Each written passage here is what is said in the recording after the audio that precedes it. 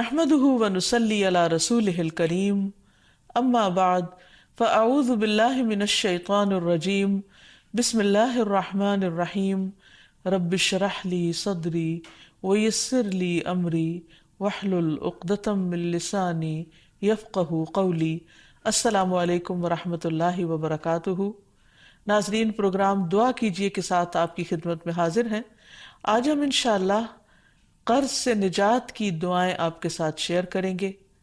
اللہ سبحانہ وتعالیٰ فرماتے ہیں وَقَالَ رَبُّكُمُ ادْعُونِي أَسْتَجِبْ لَكُمْ، تمہارا رب کہتا ہے کہ تم مجھ سے دعا مانگو، میں تمہاری دعا قبول کروں گا۔ تو انسان کسی بھی قسم کی جب مشکل میں ہو، خواہ وہ بیماری ہو، روحانی یا ذہنی پریشانی ہو، اولاد کی طرف سے کوئی پریشانی ہو یا مالی پریشانی ہو، تو ان تمام مواقع پر انسان کو اپنے رب ہی کو پکارنا چاہیے۔ یہ اللہ تعالیٰ کا وعدہ ہے کہ قُلِ اللَّهُ يُنَجِّيكُم مِّنْهَا وَمِن كُلِّ كَرْبٍ، اللہ تم کو اس وقتی تکلیف اور ہر قسم کی تکلیف سے نجات دیتا ہے، تو ہمیں اللہ تعالیٰ ہی کو پکارنا چاہیے۔ پھر اسی طرح اللہ تعالیٰ کو پکارنے سے پہلے اللہ تعالیٰ کی تعریف اور تعریف کے بے پناہ کلمات، اللہ تعالیٰ کی تعریف کے کلمات اتنے زیادہ ہیں کہ اگر انسان ان کو ساری زندگی بھی شمار کرتا رہے تو شمار نہ کر سکے۔ اس لیے نبی صلی اللہ علیہ وسلم نے تعریف کے جو کلمات سکھا دیے ہیں، اگر انسان ان کو سیکھ لے، ان کو یاد کر لے اور ان کے مطابق اللہ تعالیٰ کی تعریف کرے تو اس سے بہتر کوئی چیز نہیں ہو سکتی۔ تو تعریف کے یہ کلمات جو نبی صلی اللہ علیہ وسلم نے ہمیں سکھائے، اللہ اکبر کبیرہ والحمد للہ کثیرہ وسبحان اللہ بکرۃ واصیلا، اللہ سب سے بڑا ہے، بہت ہی بڑا، اور سب تعریفیں اللہ تعالیٰ ہی کے لیے ہیں، اور میں صبح و شام اللہ کی پاکی بیان کرتا ہوں۔ اور حق بھی یہی ہے کہ انسان صبح و شام اللہ سبحانہ وتعالیٰ کی تعریف بیان کرے، اس کو ہر عیب اور نقص سے پاک قرار دے، کیونکہ وہ ہے ہی اس لائق اور یہ اس کا حق ہے۔ جہاں تک قرض دینے لینے کی بات ہے تو اس سلسلے میں ہمارا دین کیا کہتا ہے، چند باتیں اس سے متعلق عرض کریں گے۔ سب سے پہلے تو یہ کہ جب کوئی شخص ضرورت مند ہو، محتاج ہو اور قرض مانگے تو اسے قرض دینا چاہیے، کیونکہ کسی کی ضرورت پوری کرنا اللہ تعالیٰ کو بہت پسند ہے۔ پھر اسی طرح قرض لینے اور ادا کرنے کے بھی کچھ آداب ہیں۔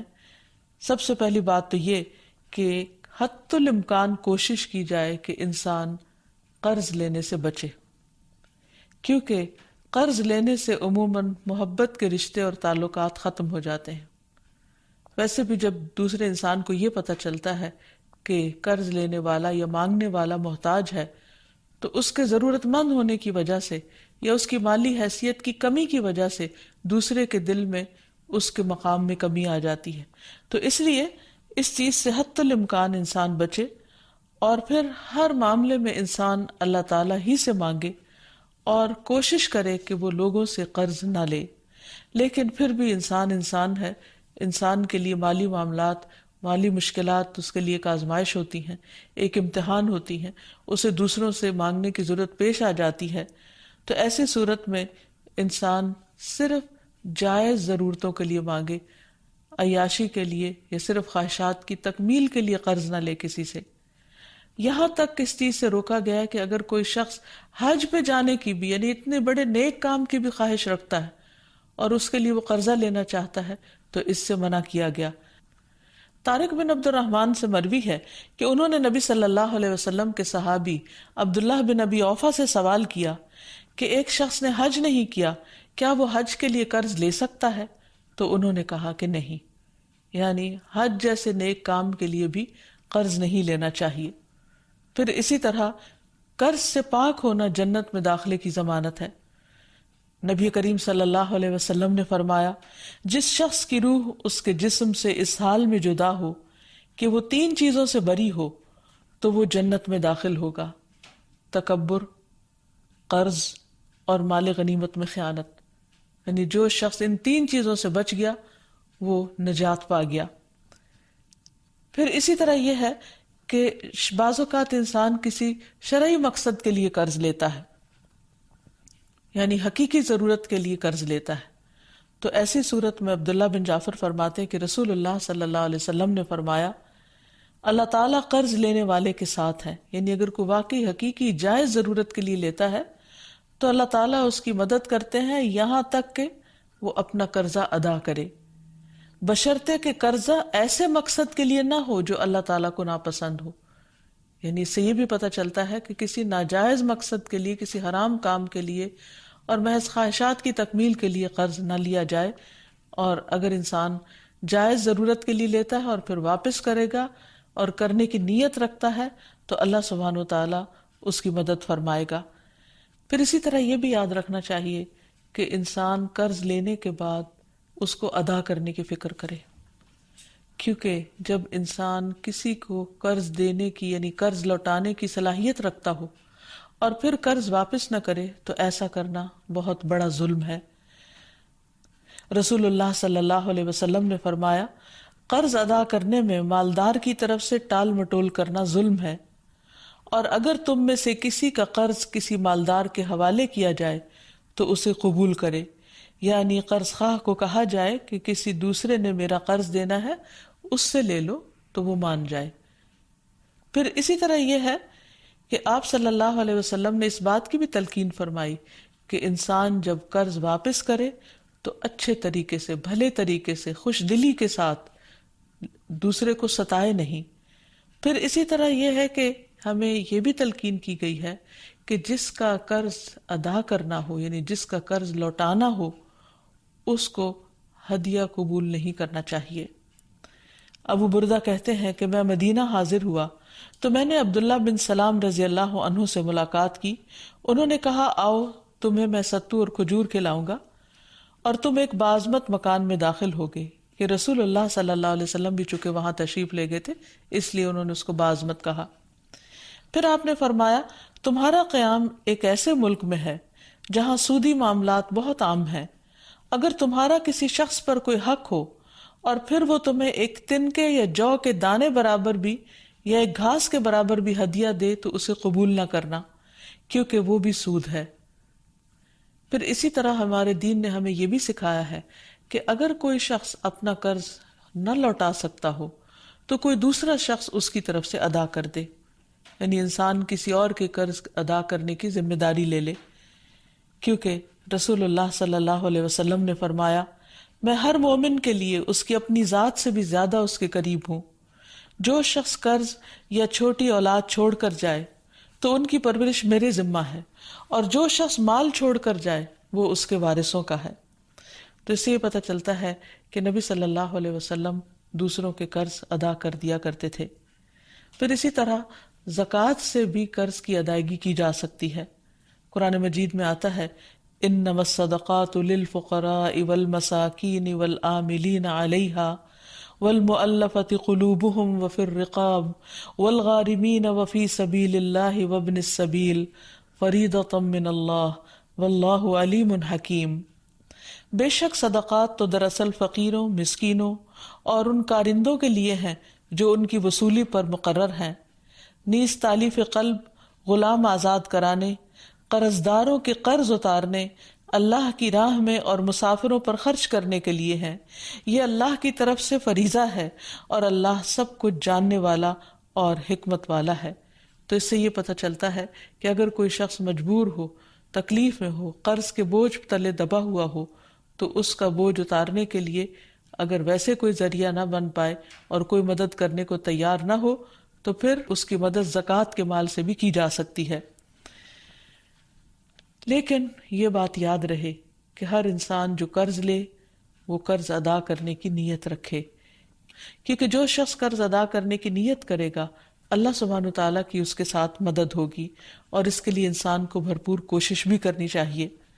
حضرت عائشہ کہتی ہیں کہ نبی صلی اللہ علیہ وسلم نے فرمایا میری امت میں سے جو شخص قرض کا بوجھ اٹھائے اور اسے ادا کرنے کی کوشش کرتے ہوئے فوت ہو جائے لیکن وہ قرض ادا نہ کر سکے تو میں اس کا ولی ہوں، یعنی نبی صلی اللہ علیہ وسلم نے اس کو اپنے ذمے لیا۔ پھر کیونکہ یہ ایک بہت بڑی نیکی ہے، ایک بہت بڑا ثواب کا کام ہے، پھر اسی طرح یہ ہے کہ انسان کو اس کی بہت زیادہ فکر بھی ہونی چاہیے۔ ابو ہریرہ کہتے ہیں کہ نبی صلی اللہ علیہ وسلم نے فرمایا، میرے لیے یہ بات باعث مسرت نہیں کہ میرے پاس احد کے پہاڑ برابر سونا ہو اور تیسری رات مجھ پر آ جائے اور ان میں سے 1 دینار بھی میرے پاس باقی ہو، یعنی اسے میں اللہ کے راستے میں خرچ نہ کر دوں، سوائے اس دینار کے کہ اس کو میں اپنے قرض کی ادائیگی کے لیے بچا رکھوں۔ یعنی آپ صدقہ کرنے سے زیادہ اس بات کو اہمیت دیتے تھے کہ قرض کو واپس کر دیا جائے، کیونکہ قرض کا ادا کرنا فرض ہے اور صدقہ خیرات جو ہے وہ ایک نفلی عبادت ہے۔ اسی طرح ہم دیکھتے ہیں کہ ہمیں یہ بھی سکھایا گیا ہے کہ جب کوئی فوت ہو جائے تو اس کے چھوڑے ہوئے مال میں سے سب سے پہلے قرض چکایا جائے اس کا، اور پھر اس کے بعد اس کی وصیت پوری کی جائے۔ قرآن مجید میں بھی اس کا تاکیدی حکم ملتا ہے۔ حضرت علی رضی اللہ عنہ فرماتے ہیں کہ رسول اللہ صلی اللہ علیہ وسلم نے قرض وصیت سے پہلے ادا کرنے کا حکم دیا، جبکہ تم لوگ قرآن میں وصیت کو پہلے اور قرض کو بعد میں پڑھتے ہو۔ تو ابو عیسیٰ کہتے ہیں کہ عام علماء کا اس پر عمل ہے کہ وصیت سے پہلے قرض دیا جائے، کیونکہ قرض ادا کرنا فرض کے درجے میں ہے۔ اور پھر قرآن مجید میں پہلے کیوں آیا ہے کہ وصیت کو پورا کیا جائے؟ کیونکہ قرض والا تو قرض کا خود مطالبہ کر لے گا، لیکن وصیت جس کے حق میں کی گئی ہو سکتا ہے اسے معلوم بھی نہ ہو، تو اس کی اہمیت بتانے کے لیے کہ وصیت کو بھی پورا کرنا ضروری ہے۔ لیکن اگر میت جو ہے اس کے ذمہ قرض ہے اور اس کے ساتھ ساتھ وہ وصیت بھی کر چکا ہے تو پہلے قرض ادا ہوگا، اگر مال بچے گا تو وصیت پوری کی جائے گی۔ پھر اسی طرح یہ ہے کہ اگر کوئی شخص قرض ادا نہیں کرتا تو اس کی روح اس کی وجہ سے قید میں ہوتی ہے۔ سمرہ کہتے ہیں کہ رسول اللہ صلی اللہ علیہ وسلم نے ہمیں خطبے میں فرمایا، کیا یہاں بنی فلاں کا کوئی شخص ہے؟ تو کسی نے کوئی جواب نہیں دیا۔ پھر پوچھا، کیا یہاں بنی فلاں کا کوئی شخص ہے؟ پھر کسی نے کوئی جواب نہیں دیا۔ پھر آپ نے پوچھا، کیا یہاں بنی فلاں کا کوئی شخص ہے؟ تو ایک شخص نے کھڑے ہو کر کہا کہ میں ہوں، اے اللہ کے رسول صلی اللہ علیہ وسلم۔ آپ نے فرمایا، پہلے 2 بار پوچھنے پر تم کو جواب دینے میں کس چیز نے روکا تھا؟ میں تمہیں تمہاری ہی بھلائی کی خاطر پکار رہا تھا۔ تمہارا ساتھی اپنے قرض کے سبب قید میں ہے۔ سمرہ کہتے ہیں، میں نے اسے دیکھا کہ اس شخص نے اس کا قرض ادا کر دیا، یہاں تک کہ کوئی اس سے اپنا قرض مانگنے والا نہ بچا۔ یعنی آپ صلی اللہ علیہ وسلم نے اس بات کا اہتمام کیا کہ میت کی روح کو آزاد کرانے کے لیے اس کے قرضے چکا دیے جائیں۔ یاد رہے کہ شہید سے بھی قرض معاف نہیں۔ عبداللہ ابن عمرو ابن العاص کہتے ہیں کہ رسول اللہ صلی اللہ علیہ وسلم نے فرمایا، شہید سے سوائے قرض کے سب گناہ معاف کر دیے جاتے ہیں۔ نبی صلی اللہ علیہ وسلم نے ایسے شخص کا جنازہ پڑھانے سے انکار کر دیا جس کے ذمہ قرض تھا۔ ابو ہریرہ کہتے ہیں کہ نبی صلی اللہ علیہ وسلم کے پاس جب کوئی جنازہ لایا جاتا تو آپ پہلے یہ سوال پوچھتے کہ کیا اس شخص پر کوئی قرض ہے؟ اگر لوگ کہتے کہ ہاں تو آپ پوچھتے کہ اسے ادا کرنے کے لیے کیا اس نے کوئی مال چھوڑا ہے؟ اگر لوگ کہتے کہ ہاں تو آپ اس کی نماز جنازہ پڑھا دیتے، اور اگر جواب میں نہ بولتے تو نبی صلی اللہ علیہ وسلم فرماتے کہ اپنے ساتھی کی نماز جنازہ خود پڑھ لو۔ یہ اس وجہ سے کہ لوگوں کو اس بات کا احساس ہو کہ قرض موت کے بعد بھی انسان کے لیے باعث وبال ہے اگر ادا نہ کیا جائے۔ پھر اسی طرح جو قرض ادا نہ کرنے کی نیت سے قرض لے، ایسے شخص کی بہت مذمت کی گئی ہے۔ نبی صلی اللہ علیہ وسلم نے فرمایا، جو کوئی لوگوں کا مال قرض کے طور پر ادا کرنے کی نیت سے لیتا ہے تو اللہ تعالیٰ بھی اس کی طرف سے ادا کرے گا، یعنی اللہ تعالیٰ مدد فرمائے گا اس کی۔ اور جو کوئی نہ دینے کی نیت سے لے کہ دینا نہیں، بس دوسرے کا مال ہتھیا لو قرض کے بہانے، تو اللہ تعالیٰ اس کو تباہ کر دے گا۔ رسول اللہ صلی اللہ علیہ وسلم نے فرمایا، جو مرد بھی قرض لے اور اس کی نیت یہ ہو کہ قرضہ ادا نہ کرے گا تو وہ اللہ سے چور بن کر ملے گا۔ یعنی یہ معمولی بات نہیں ہے، بہت بڑا گناہ ہے اگر کوئی ایسی نیت رکھے۔ پھر اسی طرح ایک اور روایت میں آتا ہے کہ محمد بن عبداللہ بن جحش سے روایت ہے، وہ فرماتے ہیں کہ اللہ کے رسول صلی اللہ علیہ وسلم اس جگہ بیٹھے ہوئے تھے جہاں جنازے رکھے جاتے تھے، تو آپ نے اپنا سر آسمان کی طرف اٹھایا، پھر اپنی نگاہ کو نیچے کیا، پھر اپنا ہاتھ اپنی پیشانی پر رکھ کر فرمایا، سبحان اللہ سبحان اللہ، کیا سختی اتری ہے۔ فرماتے ہیں کہ ہم نے پہچان لیا اور ہم خاموش ہو گئے۔ جب دوسرا دن ہوا تو میں نے رسول اللہ صلی اللہ علیہ وسلم سے پوچھا کہ کیا سختی ہے جو نازل ہوئی ہے؟ آپ نے فرمایا قرض کے بارے میں، اس ذات کی قسم جس کے قبضے میں میری جان ہے، اگر کوئی شخص اللہ کے راستے میں قتل کر دیا گیا ہو، پھر وہ زندہ ہو جائے، پھر مار ڈالا جائے، پھر زندہ ہو، پھر مار ڈالا جائے، اور اس پر قرض ہو، تو وہ جنت میں داخل نہ ہو سکے گا۔ یعنی یہ بہت بڑی بات ہے، اس لیے انسان کو عام حالات میں چھوٹی موٹی ضرورتوں پر قرض نہیں لینا چاہیے، لیکن اگر کوئی شدید ضرورت ہو تو ادا کرنے کی نیت سے لینا چاہیے اور پھر ادا کرنے کی کوشش بھی کرنی چاہیے۔ پھر اسی طرح یہ ہے کہ اگر کوئی شخص مقروض مرے گا تو قیامت کے دن جس سے قرضہ لیا ہوگا اس کو مقروض کی نیکیاں دے دی جائیں گی، اور اگر اس کے پاس نیکیاں نہیں ہوں گی تو قرض دینے والے کی برائیاں مقروض کے ذمہ ڈال دی جائیں گی اور وہ ان کی سزا بھگتے گا، کیونکہ وہاں درہم و دینار نہیں ہوں گے، صرف نیکیاں ہی ہوں گی۔ دوسری طرف ہمارے دین رحمت ہے، تو اس میں مقروض کو معاف کر دینے پر بھی بہت سی احادیث ہمیں ملتی ہیں اور اسے ایک بہت بڑی نیکی قرار دیا گیا ہے۔ رسول اللہ صلی اللہ علیہ وسلم نے فرمایا کہ جو شخص قرضے پر مہلت دے اس کے لیے روزانہ صدقہ کرنے کا اجر ہے۔ بریدہ رضی اللہ عنہ سے مروی ہے کہ میں نے نبی صلی اللہ علیہ وسلم کو یہ فرماتے ہوئے سنا کہ جو شخص کسی تنگ دست مقروض کو مہلت دے دے اسے ہر دن کے عوض اتنا ہی صدقہ کرنے کا ثواب ملے گا۔ پھر ایک اور مرتبہ سنا تو نبی صلی اللہ علیہ وسلم نے فرمایا جو شخص کسی تنگ دست مقروض کو مہلت دے دے اسے ہر دن کے عوض دگنا صدقہ کرنے کا ثواب ملے گا۔ میں نے عرض کیا یا رسول اللہ صلی اللہ علیہ وسلم، پہلے میں نے آپ کو 1 گنا پھر دگنا ثواب کا ذکر کرتے ہوئے سنا تو نبی صلی اللہ علیہ وسلم نے فرمایا قرض کی ادائیگی کی مہلت کا وقت آنے سے قبل اسے روزانہ 1 گنا صدقہ کرنے کا ثواب ملے گا، اور قرض کی ادائیگی کی میعاد گزرنے کے بعد مزید مہلت دینے پر دگنا ثواب ملے گا۔ تو اس سے یہ پتہ چلتا ہے کہ جتنی جو مقروض کو ڈھیل دیتا ہے اس کے لیے اجر اتنا ہی زیادہ بڑھتا چلا جاتا ہے۔ پھر قرض کا اجر جنت کے دروازے پر بھی لکھا ہوا ہے۔ رسول اللہ صلی اللہ علیہ وسلم نے فرمایا ایک آدمی جنت میں داخل ہوا، وہ کیا دیکھتا ہے کہ اس کے ایک دروازے پر لکھا ہوا ہے کہ صدقہ کا ثواب 10 گنا اور قرضے کا ثواب 18 گنا ہے۔ یعنی اگر کوئی شخص کسی کو کچھ 1 روپیہ دیتا ہے تو اس کے بدلے میں اس کو 10 نیکیاں ملتی ہیں، لیکن اگر کوئی شخص قرض کے طور پر کسی کو دیتا ہے تو اس کے بدلے میں 18 نیکیاں اس کو ملتی ہیں۔ پھر اسی طرح نبی صلی اللہ علیہ وسلم نے فرمایا ایک شخص لوگوں کو قرض دیا کرتا تھا اور اپنے نوکروں سے اس نے یہ کہہ کر رکھا تھا کہ جب تم کسی کو مفلس پاؤ تو تم اسے معاف کر دیا کرو، ممکن ہے کہ اللہ تعالی ہمیں بھی معاف فرما دے۔ رسول اللہ صلی اللہ علیہ وسلم نے فرمایا کہ موت کے بعد جب وہ اللہ سے ملا تو اللہ تعالیٰ نے اس کو بخش دیا۔ تو گویا جو دنیا میں دوسروں کے قرض معاف کر دیتا ہے قیامت کے دن اللہ تعالیٰ اس کو معاف کر دے گا۔ پھر اسی طرح قرض معاف کرنے والے قیامت کے دن عرش الہی کے سائے تلے ہوں گے۔ رسول اللہ صلی اللہ علیہ وسلم نے فرمایا جس نے تنگ دست کو مہلت دی یا اس کا قرض معاف کر دیا تو اللہ تعالیٰ قیامت کے دن اسے اپنے عرش کے سائے میں رکھے گا، جبکہ اس کے سائے کے سوا کوئی سایہ نہ ہوگا۔ ایسے شخص کو قیامت کے دن کی سختیوں سے بھی نجات ملے گی۔ پھر یہ بھی ہے کہ جو شخص کسی کو قرض معاف کر دیتا ہے اسے قیامت کے دن کی سختیوں سے نجات مل جاتی ہے۔ رسول اللہ صلی اللہ علیہ وسلم نے فرمایا جس کو یہ پسند ہو کہ اللہ تعالیٰ اسے قیامت کے دن کی سختیوں سے نجات دے دے تو اسے چاہیے کہ وہ مفلس کو مہلت دے یا اسے معاف کر دے۔ اور آخر میں دعائیں ادائیگی قرض کے لیے سب سے پہلی بات تو یہ کہ انسان اللہ تعالیٰ سے مدد مانگے، کیونکہ وہ بہترین مولا اور بہترین مددگار ہے۔ نعم المولا و نعم النصیر۔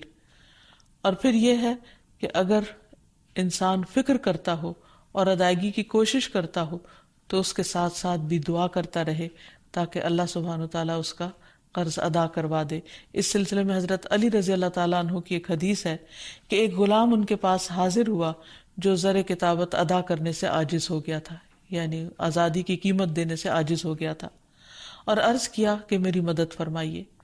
حضرت علی نے فرمایا کہ میں تمہیں ایسے کلمات سکھاتا ہوں جو رسول اللہ صلی اللہ علیہ وسلم نے مجھے سکھائے تھے، اگر تمہارے اوپر پہاڑ کے برابر بھی قرض ہوگا تو بھی اللہ تعالیٰ تیری طرف سے ادا کر دے گا، یوں کہا کرو اللہم اکفنی بحلالک عن حرامک واغننی بفضلک عمن سواک، اے اللہ مجھے حلال مال دے کر حرام سے باز رکھ اور مجھے اپنے فضل سے اپنے علاوہ دوسروں سے بے نیاز کر دے۔ اسی طرح ایک اور روایت میں آتا ہے، حضرت انس سے روایت ہے کہ رسول اللہ صلی اللہ علیہ وسلم نے حضرت معاذ سے فرمایا، کیا میں تمہیں ایسی دعا نہ سکھاؤں جس کے ساتھ تم دعا کرو اگر تم پر احد کے پہاڑ برابر بھی قرضہ ہو تو اسے اللہ تعالیٰ تم سے ادا کر دے گا۔ اے معاذ یہ پڑھا کرو اللہم مالک الملک تؤتی الملک من تشاء وتنزع الملک ممن تشاء وتعز من تشاء وتذل من تشاء بیدک الخیر انک علی کل شیء قدیر، رحمن الدنیا والآخرہ ورحیمہما تعطیہما من تشاء وتمنع منہما من تشاء ارحمنی رحمتا تغنینی بہا عن رحمت من سواک۔ اے اللہ بادشاہت کے مالک، تو جسے چاہتا ہے بادشاہت دیتا ہے، جس سے چاہتا ہے ملک چھین لیتا ہے، جس کو تو چاہتا ہے عزت دیتا ہے، جس کو تو چاہتا ہے ذلیل کر دیتا ہے، تیرے ہی ہاتھ میں خیر و بھلائی ہے اور تو ہی ہر چیز پر قدرت رکھتا ہے، دنیا اور آخرت کا رحمان اور ان دونوں کا رحیم، تو جسے چاہتا ہے دنیا اور آخرت دیتا ہے اور ان کو جن سے چاہتا ہے روک دیتا ہے، مجھ پر ایسی رحمت فرما جو مجھ کو تیرے علاوہ کی رحمت سے بے نیاز کر دے۔ نبی صلی اللہ علیہ وسلم کی دعاؤں میں سے قرض سے پناہ مانگنے کی دعا بھی تھی۔